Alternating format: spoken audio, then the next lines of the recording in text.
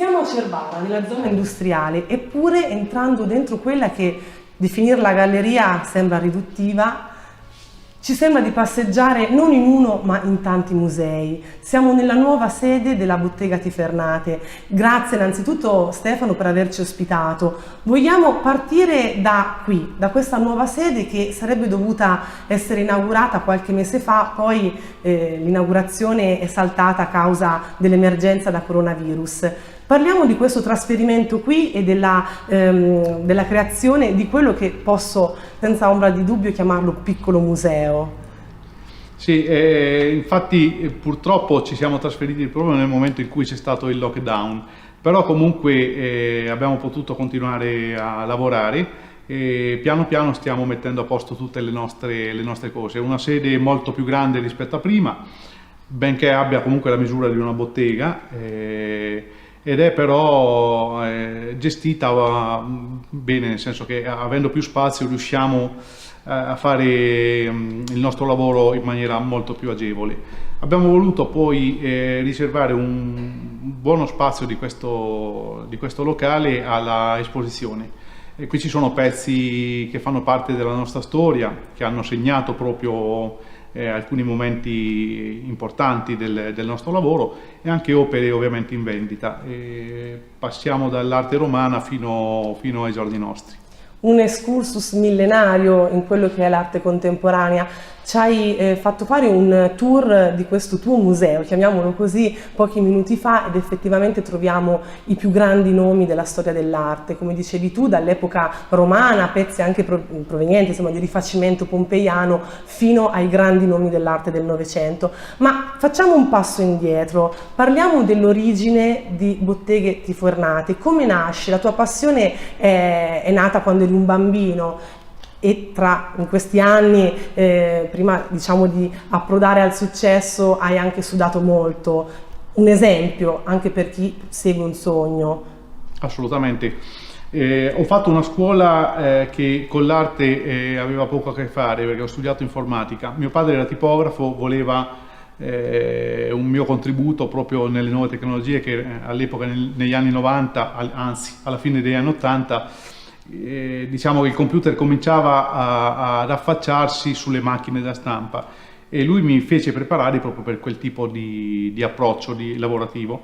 In realtà quei 5 anni mi hanno indicato la mia strada, che non era sicuramente quella scientifica, quella della matematica, bensì quella creativa, quella artistica. E quindi è finita la scuola, ho cercato in tutti i modi di trovare una scusa per legare il mio lavoro all'arte e da lì è cominciato proprio lo studio della fotografia, da un'intuizione, poi una chiacchierata tra amici, è nato proprio questo percorso, no? Che ci ha portato poi nel 2000 ad avere un brevetto appunto sulla tecnica della pittografia. Ecco, parliamo proprio di questa tecnica, la pittografia. Che cos'è?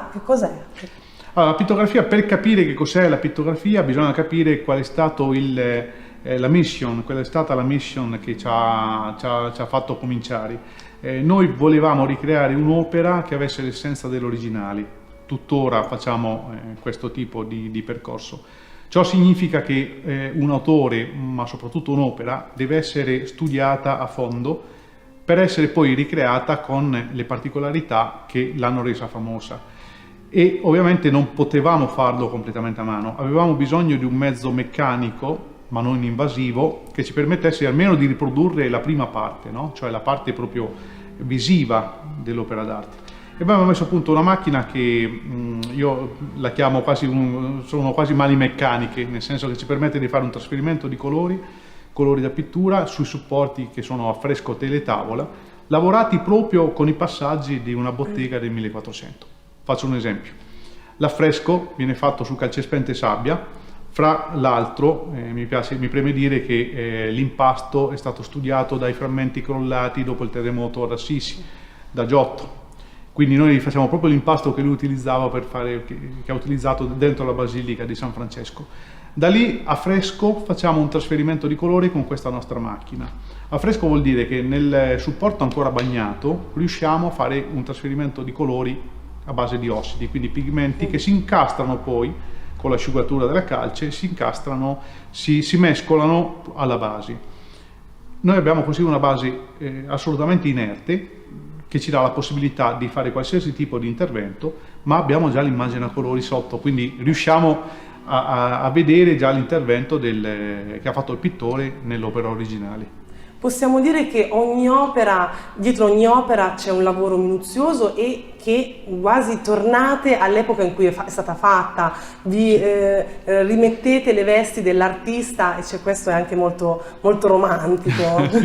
Romantico e soprattutto io lo vedo come un percorso, no? È anche un motivo per riscoprire tecniche che vi garantisco sono perdute. Oggi anche il restauratore usa la chimica e ne usa più possibile perché comunque risolve molti problemi. Noi abbiamo voluto eliminare la chimica moderna e tornare al puro, quindi tanti segreti di lavorazione, ve ne potrei raccontare 1000, li scopri molte volte per caso, rifacendo il percorso che si faceva proprio nelle botteghe.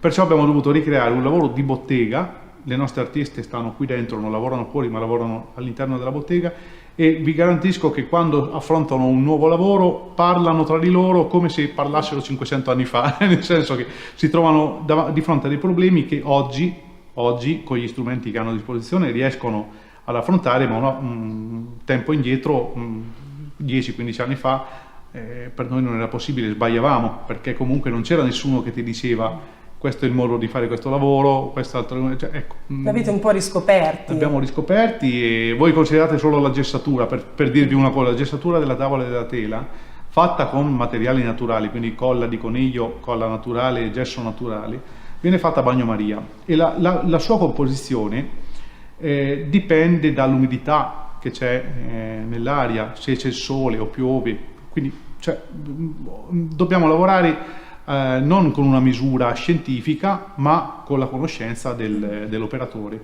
e perciò ci vuole tanta esperienza, ci vuole di sbagliare ovviamente e di vedere le reazioni dopo l'errore per arrivare poi a un risultato che ci porta quello che vediamo, sì, sia nel quadro che serve magari come bomboniera per una cerimonia, che in un quadro che invece va a sostituire una collezione in un museo o in un'abitazione privata. Quindi vi parlo di un'opera che può costare 20 euro come un'opera che può costare 200.000. L'impostazione è sempre quella. Bellissimo. Bottega, appunto, permettimi di sottolineare la cosa, hai scelto di chiamare Bottega Tifernate la tua azienda perché appunto riprende quella che era l'utilizzo, il lavoro rinascimentale, Tifernate ovviamente perché è la città d'origine, città di Castello. Oggi sei famoso in tutto il mondo, ma le radici continui a sentirle appunto qui a Città di Castello. Si chiama Bottega Tifernate perché fin da piccolo ho respirato l'aria dell'arte. Se pensate che il primo incontro importante l'ho avuto con lo sposalizio della Vergine, benché fosse una copia dentro la chiesa di San Francesco, ma soprattutto i miei primi studi li ho fatti sullo stendardo di Raffaello. E voi sapete che, per esempio, Sgarbi, per citarne uno, dice che non si può conoscere Raffaello se prima non si fa un viaggio a Città di Castello all'interno della Pinacoteca e non si va a vedere lo stendardo. Quindi capite l'importanza che ha questo legame con la città. Questo era il nostro contributo di tutta la famiglia, il nostro contributo per ringraziare appunto quello che ci ha dato la città. Ci ha permesso di fare i nostri studi, le nostre ricerche e di arrivare dove siamo oggi. Hai citato Raffaello, quindi la domanda è d'obbligo. 500° di Raffaello, un anno particolare, purtroppo in questo periodo il coronavirus ha bloccato molte iniziative, la Bottega Tifernate ha avuto un ruolo da protagonista. Sì, noi già abbiamo iniziato 4 anni fa facendo un lavoro per il film di Raffaello, quindi abbiamo fatto un viaggio veramente molto molto profondo dentro l'anima e la vita dell'artista, riproducendo anche opere molto importanti di Raffaello. Ma quest'anno avevamo già cominciato con il piede giusto perché dovevamo fare un'opera importantissima, forse una delle più importanti dell'artista, commissionate appunto dal comitato. E non è detto però che non si faccia, perché penso che questo virus forse ci lascerà la seconda parte dell'anno per per portare avanti questo progetto. Hai citato, e quindi giustamente anche in questo caso te lo chiedo immediatamente, Leonardo e Michelangelo. Qui vediamo parti di lavori importantissimi di questi artisti. A cosa sono legati?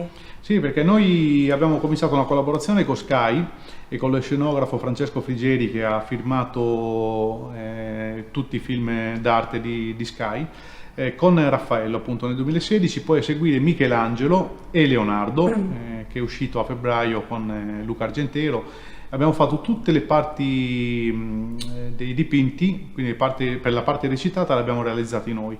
Ovviamente poi c'erano anche le riprese sugli originali, ma le parti recitate sono state tutte fatte con i nostri realizzati qui, sì. in Città di Castello. Sì. Sarà stato sicuramente emozionante. Molto emozionante, soprattutto perché poi, come sempre, quando rifai un quadro vai a vedere l'originale, te lo studi, e in questo caso c'è stato anche tutto più semplice, no? Perché era tutto ufficiale, perciò è stato un percorso bellissimo. Fra l'altro su Raffaello vi posso dire che un'opera adesso l'ha chiesta il Vaticano per la Cappella Sistina di Città del Messico, e sarà in mostra per un anno intero per la celebrazione appunto dei 500 anni di Raffaello, ed è la Trasfigurazione, è un'opera fatta a misura originale, abbiamo impiegato 6 mesi per la realizzazione, quindi un'opera molto importante.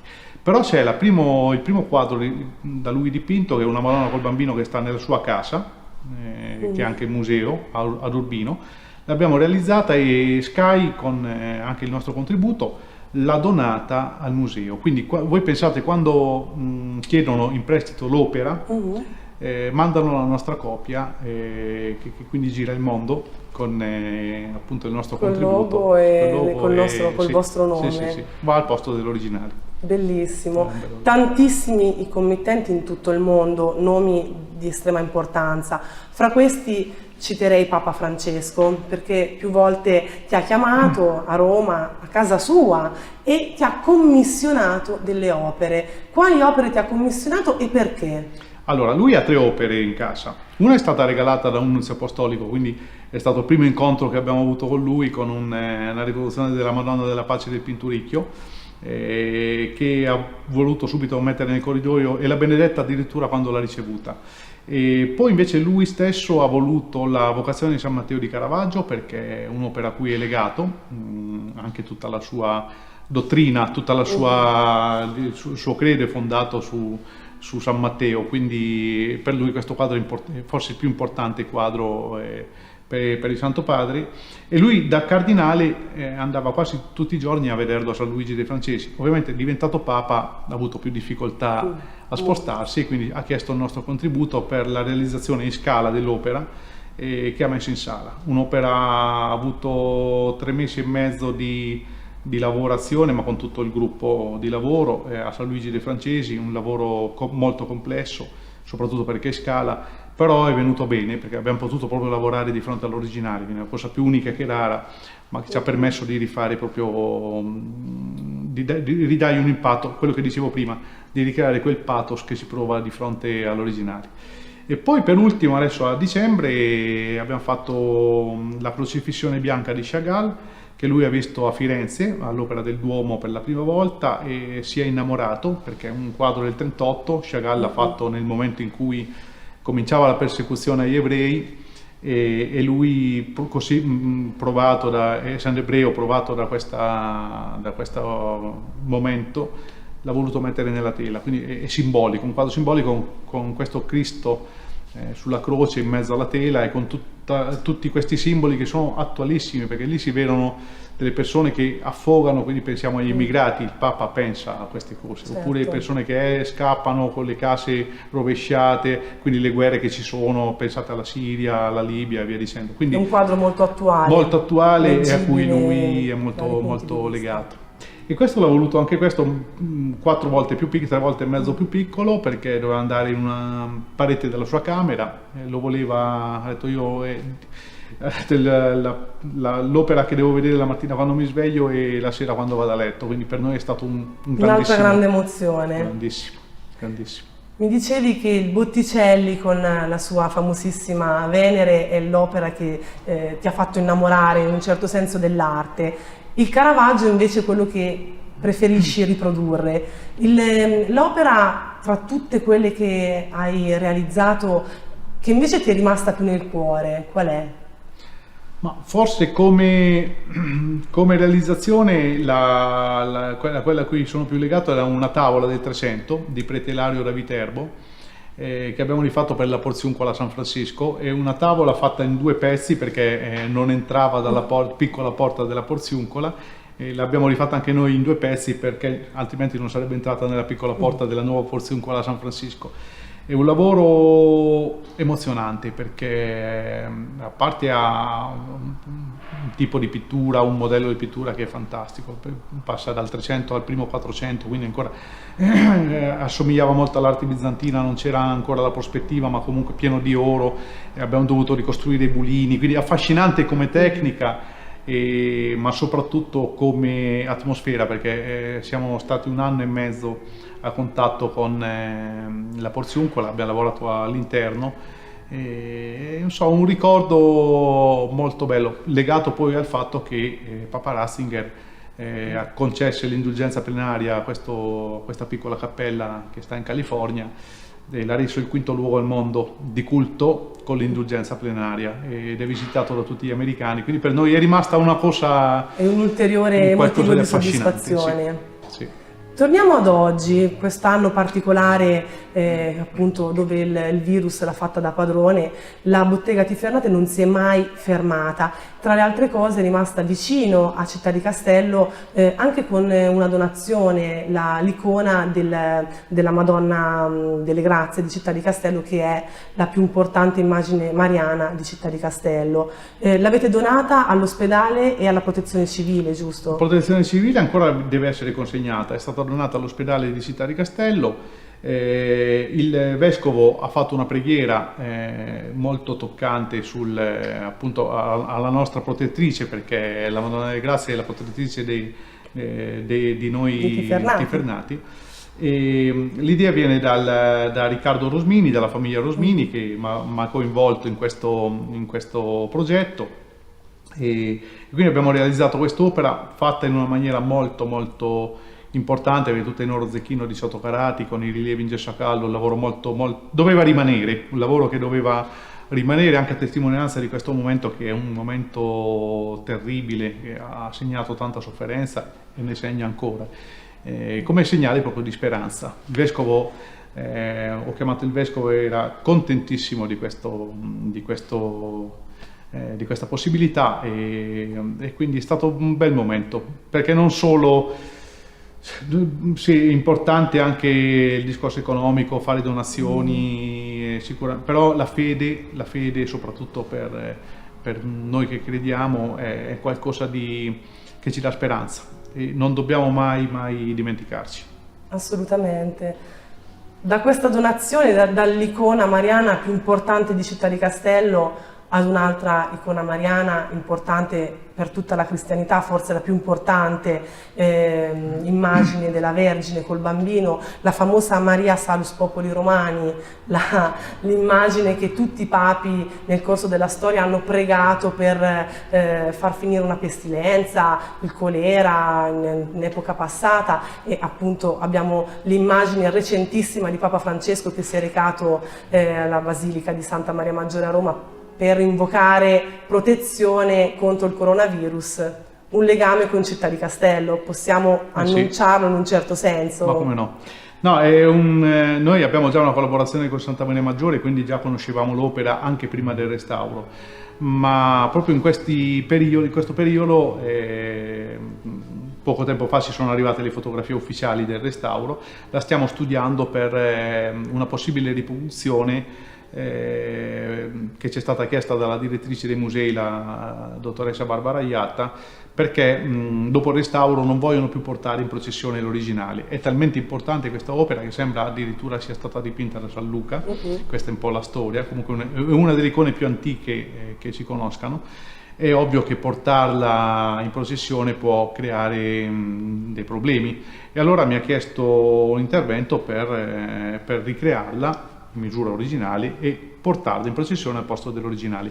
Quindi ci è venuto quasi naturali, dire riproduciamo quest'opera, facciamola conoscere, perché magari tenere in casa un piccolo affresco o una piccola tavola di questo diventa un simbolo di speranza, come lo può essere la Madonna delle Grazie. Però la Salus Populi è proprio la Madonna che tutti i papi pregano, e tuttora appunto lo testimonia il fatto che viene portata in processione una volta all'anno proprio per scongiurare cataclismi, malattie, pandemie. L'hanno pregata quasi tutti i papi del corso della storia, per la vittoria della battaglia di Lepanto, ricordiamolo, perfetto, fino al colera del 1837, sì, i vari papi, anche i più recenti, Giovanni Paolo II e Papa Ratzinger, ultimo, ahimè, purtroppo per il periodo, il nostro Papa Francesco. Sì, tutti hanno comunque la riconoscono per questo,